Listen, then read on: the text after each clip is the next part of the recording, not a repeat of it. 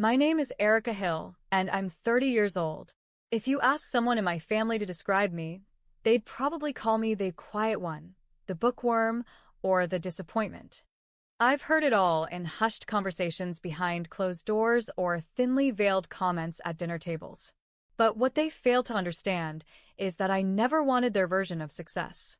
I never cared about high heels, high society, or high-rise condos. I only ever wanted peace, and I found it in pages. I live in Brookville, a small but charming city tucked away from the chaos of corporate metropolises. Most people here know each other by name, and the old buildings have character, cracks, and history in every corner. I work as a librarian at the Carroll Public Library, a place that smells like dust and wisdom, where the soft echo of turning pages feels like a lullaby to my soul. I started working there 7 years ago after graduating from Columbia, and to me, it was more than a job. It was home. But to my parents, it was a colossal failure. My mother, Janet, owns one of the most successful real estate firms in the state. She's all tailored blazers, polished nails, and sharp eyes that scan every room like she's measuring its worth. She never approved of my career choice. "You're a Hill," she'd often say. "You were born for boardrooms, not bookshelves." Her words weren't just critiques. They were weapons, laced with disappointment. My father, Thomas, a renowned corporate attorney, was quieter but no less judgmental. His way of showing disapproval was through silence, which sometimes stung more than her words.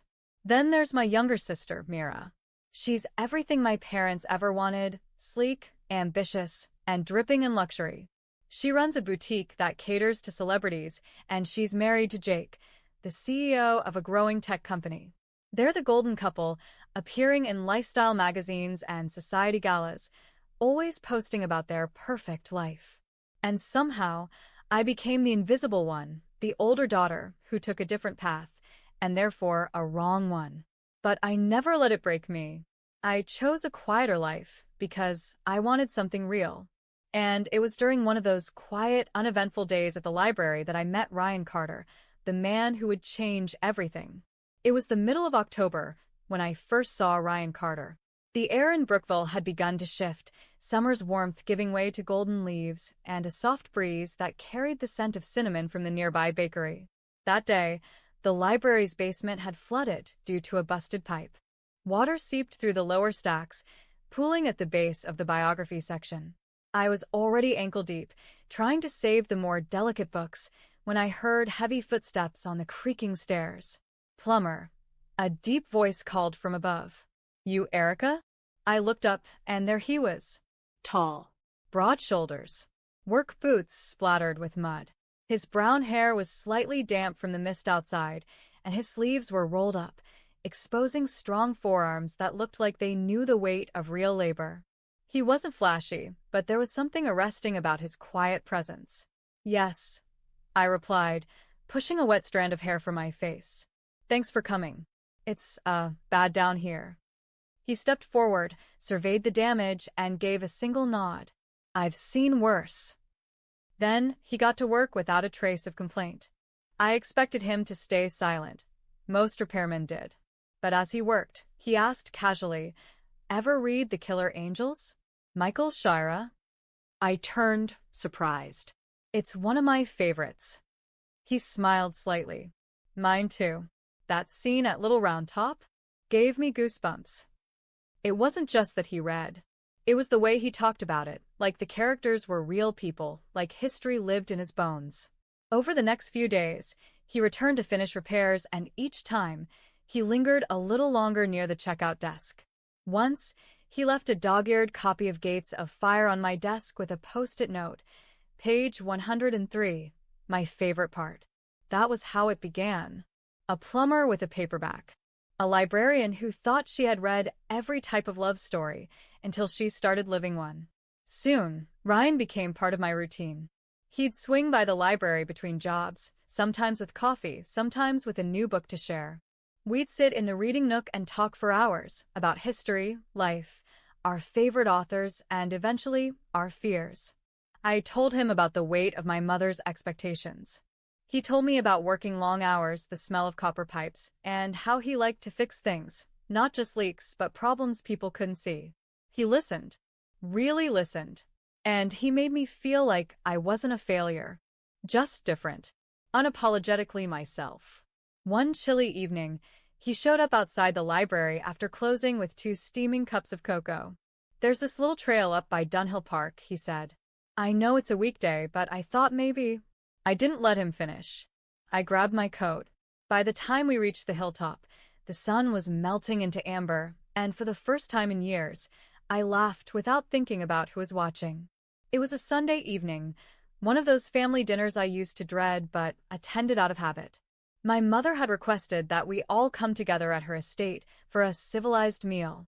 Her words, not mine. The Hill family dining room was a gallery of crystal chandeliers, custom mahogany furniture, and cold air laced with judgment. Every detail, down to the arrangement of the silverware, felt like a performance. I had finally decided it was time to tell them. We were halfway through the first course, some truffle risotto prepared by her private chef, when I cleared my throat and said, "I have something to share." Everyone looked up. My mother paused mid-bite. My father slowly put down his fork. Mira took a sip of her wine with curiosity sparkling in her eyes. "I'm getting married," I said, forcing a steady breath through my lungs. There was silence. Then came the question, sharp and immediate. "To who?" my mother asked. Her tone was less curiosity and more interrogation. "His name is Ryan Carter." Mira leaned forward slightly. "Wait, is he the guy from the library? The one with the boots?" I nodded. "Yes." Janet's expression remained frozen. "What does he do?" "He's a plumber," I replied firmly, holding her gaze. It was like dropping a match in a dry forest. The room didn't explode, but it sizzled with heat. My father let out a quiet, incredulous scoff. Mira blinked in disbelief. And then my mother, never one to suppress her reactions, put her fork down with a quiet clink and leaned back in her chair. "A plumber," she repeated, lips curling slightly. "You're joking." "I'm not," I said, my voice clear. "He's kind, intelligent, and hardworking. I love him." Mira laughed out loud. "Come on, Erica. This isn't a Hallmark movie." "I'm serious," I replied, my hands clenched beneath the table. I've never felt more certain of anything. Janet inhaled deeply and narrowed her eyes. "You're a Hill. Do you understand what marrying someone like that will do to your name? To your future?" "It won't do anything but make me happy," I answered. She shook her head slowly. "You deserve better." That sentence. That same sentence I'd heard my whole life. Better. According to her standards. "Maybe your version of better isn't what I want," I said. They didn't offer congratulations. There were no toasts. No warmth. Just a cold, crushing wall of disapproval and silence. As I left that night, Ryan was waiting for me outside in his truck. I slid into the passenger seat, and he glanced over at me. "How bad?" he asked softly. I didn't answer right away. I just reached for his hand and whispered, "We'll still have our wedding. But just know it won't be pretty." He gave a sad smile. "As long as I'm looking at you at the end of that aisle, I don't care." The morning of our wedding dawned cloudy and cold, but my heart beat with something warmer than the sun could ever offer. Hope. Not hope that my family would suddenly accept my choice, but hope that I could still have a beautiful day despite them. Ryan and I had planned everything ourselves. It wasn't glamorous, but it was heartfelt. A modest chapel, white lilacs and eucalyptus on the altar, simple hand-lettered signs. We chose St. Grace's Church in an older part of Brookville, quiet, historic, and full of character. Like us. My gown wasn't designer, but it was perfect. Lace sleeves, a flowing skirt, and a delicate silver belt. It reminded me of something from an old romantic novel, timeless, unpretentious. Martha, Ryan's mother, helped me get ready in the small dressing room beside the chapel. She buttoned the back of my dress and gently smoothed my hair. "You're glowing," she whispered. "I'm nervous," I admitted. She smiled. "That's how you know it matters." Guests began to arrive, mostly from Ryan's side, friends from past jobs, some of my coworkers from the library, and Martha and Joseph's neighbors. My side was significantly smaller. My father arrived stiffly in a dark overcoat, nodding silently at everyone. Mira came in late, her entrance deliberately dramatic, trailing a perfume cloud and wearing a glittering champagne-colored gown that upstaged the bridesmaids. Janet arrived last, in a tailored navy dress and an expression that looked more like she was attending a courtroom hearing than her daughter's wedding. Still, I held it together. And then Ryan. When the doors opened and I saw him waiting at the altar, in a charcoal gray suit, eyes soft and steady, I felt safe. The music played. I walked slowly, my heart pounding, and as I reached him, he took my hand and whispered, "You look like forever." Our vows were personal. Ryan promised not just to love me, but to respect the life I had built. I vowed to protect our peace no matter what noise surrounded us. It was raw, real, and unpolished like us. When the priest pronounced us husband and wife, cheers echoed in the room. Everyone stood. Everyone except my parents and Mira. The reception was held in the small hall behind the chapel. Wooden beams, tea lights, and wildflowers filled the room with charm. We had just begun the toasts when the MC called out, "Now a few words from the mother of the bride." My stomach sank. Janet stood slowly, lifting her champagne flute. "Thank you all for being here on my daughter's big day," she said with practiced poise. Erica has always done things her way, never quite fitting the mold, always chasing something simpler, smaller. I never thought I'd be here today, watching her marry a plumber. She forced a laugh. "No offense, Ryan." I stood, my voice firm. "Stop." Gasps rippled through the room. Ryan's hand squeezed mine. "This is my wedding," I said. "And I won't let you humiliate the man I love." Janet's eyes narrowed. "You are embarrassing yourself." No. "You are," I said. "Your obsession with image, with titles, it's poison. You've tried to shrink me my whole life, and I'm done letting you." There was a beat of silence, heavy and tense. Then crack. Janet's hand flew through the air and slapped me across the face, so hard it spun me sideways. Before I could react, her hand grabbed a fistful of my hair, yanked it hard, and she dragged me across the floor, through spilled champagne and crushed flower petals. Gasps turned to screams. Chairs clattered. Ryan lunged forward, grabbing me from her grasp. "Get away from her," he shouted. The room was chaos. My father looked frozen. Mira looked horrified. And then Martha's voice cut through it all. "Someone call the police, now." Within minutes, the sirens arrived. Officer Grant and his team pushed through the stunned guests. Witnesses pointed. The staff gave statements. I stood beside Ryan, my cheek burning, my scalp aching, but my voice steady. "I want to press charges," I said. Janet was arrested on the spot. No apology. No excuses. Just handcuffs and silence. The following weeks felt like a slow, grinding wave of reckoning.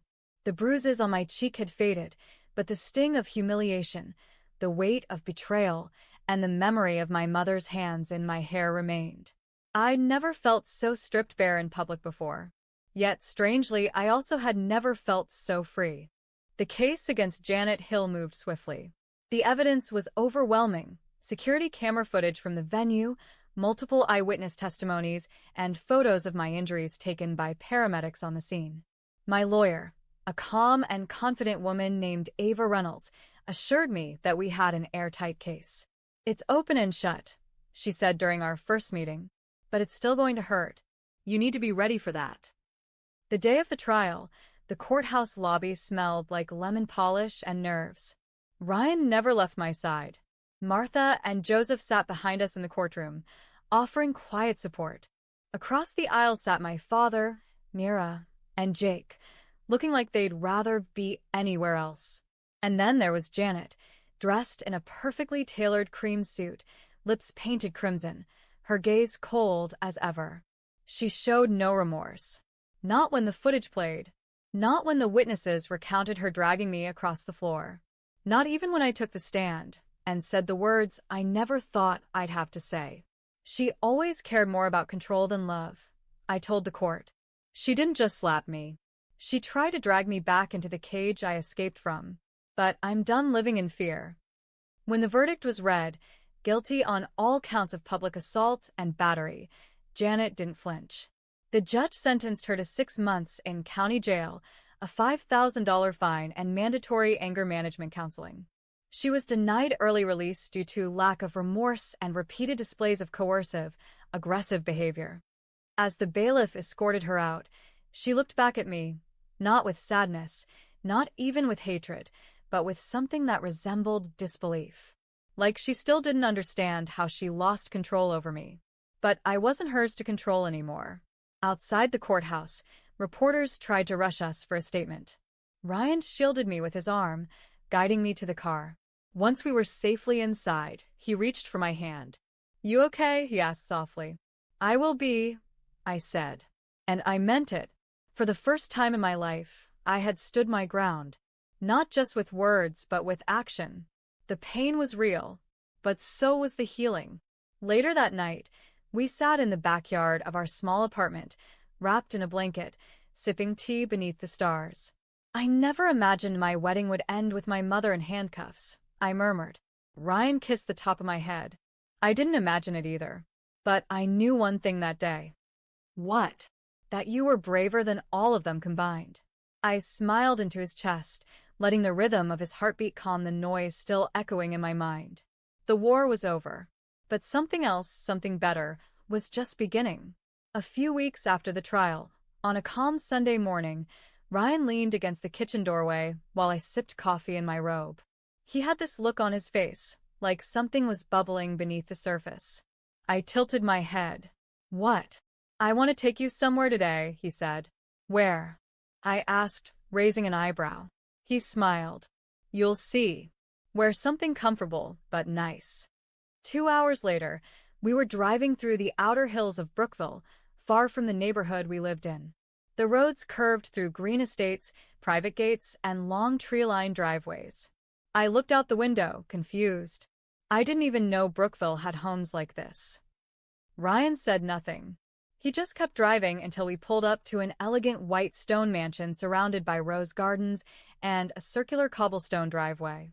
My jaw dropped. "You know someone who lives here?" I asked carefully. He turned off the engine. "Yeah, I do." We stepped out, and before I could ask another question, the front door opened. Martha and Joseph Carter, Ryan's parents, stood smiling on the grand porch. "Welcome home," Martha said warmly. I blinked. I'm sorry, what?" Ryan took my hand. "Erica, this is the house I grew up in." We walked inside, and I was immediately hit by a wave of warmth and elegance.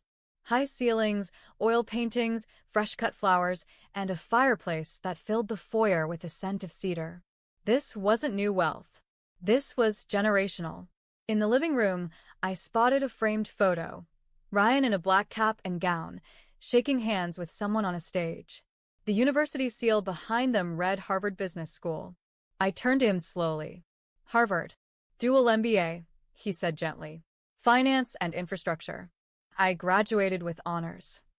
I stood in the middle of that mansion, surrounded by a life I never knew existed. "You're not just a plumber," I said, half laughing, half stunned. He chuckled.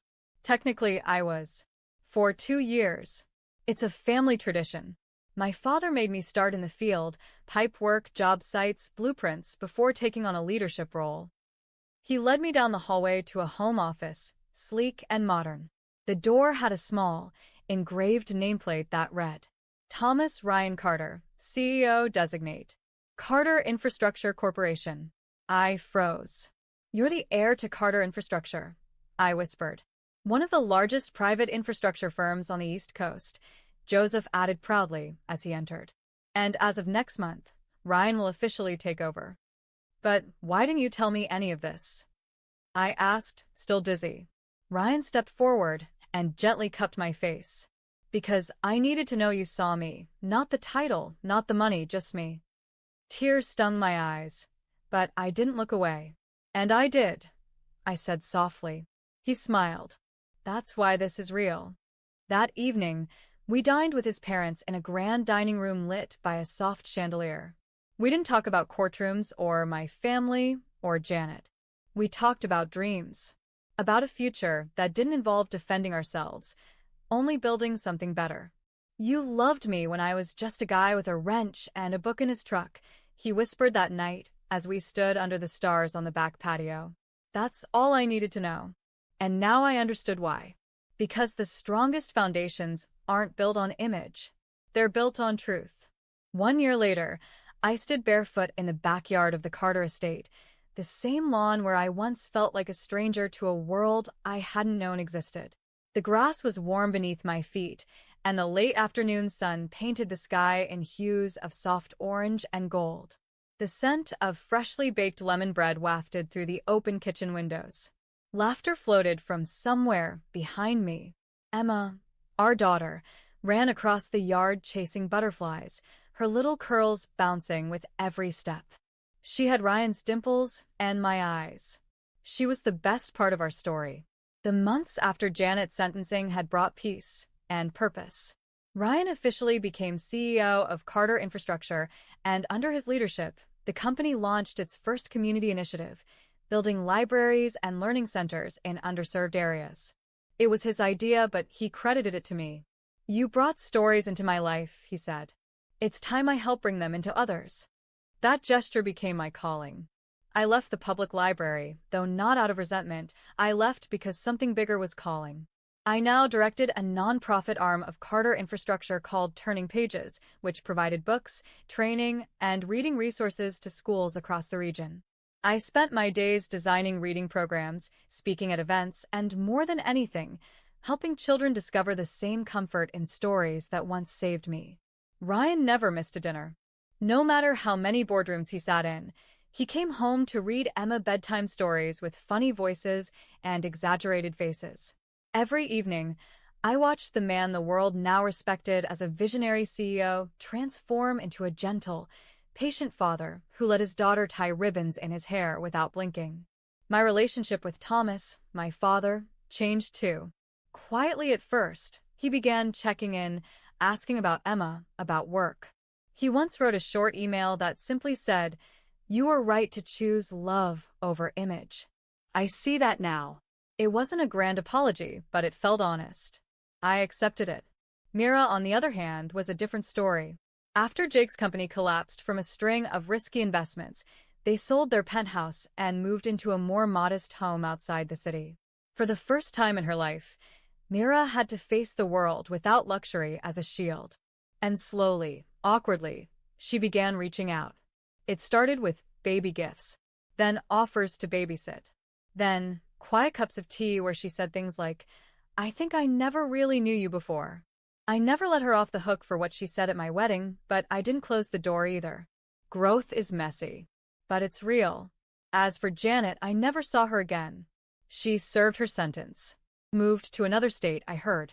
Her number remains blocked on my phone, and I never looked back. Some chapters aren't meant to be reopened.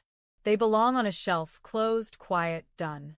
That spring afternoon, as Emma plopped into my lap, holding a crumpled dandelion, Ryan came over from the patio with 2 glasses of iced tea. He sat beside me and kissed my temple.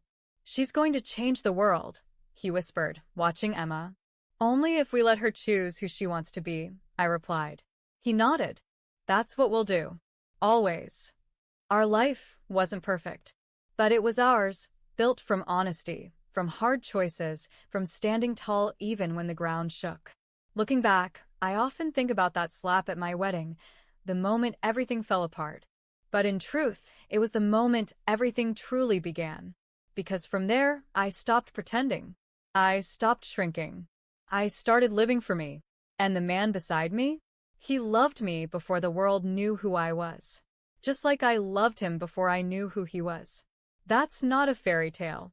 That's real. That's enough. Thank you so much for watching this emotional and powerful story. If this journey touched your heart, made you think, or gave you the strength to stand for yourself, don't forget to like the video and leave a comment below. Your thoughts and feedback mean the world to us. Do you believe love can rise above judgment? Have you ever had to walk away from family to protect your peace? Share your story. We read every comment. And if you enjoy stories like this, filled with real emotions, justice, and unexpected twists, make sure to subscribe to the channel so you never miss a new upload. New episodes are released regularly, and each one is inspired by the strength and courage of people just like you. Until next time, stay strong, stay true to yourself, and always remember, you deserve a life built on love, not approval.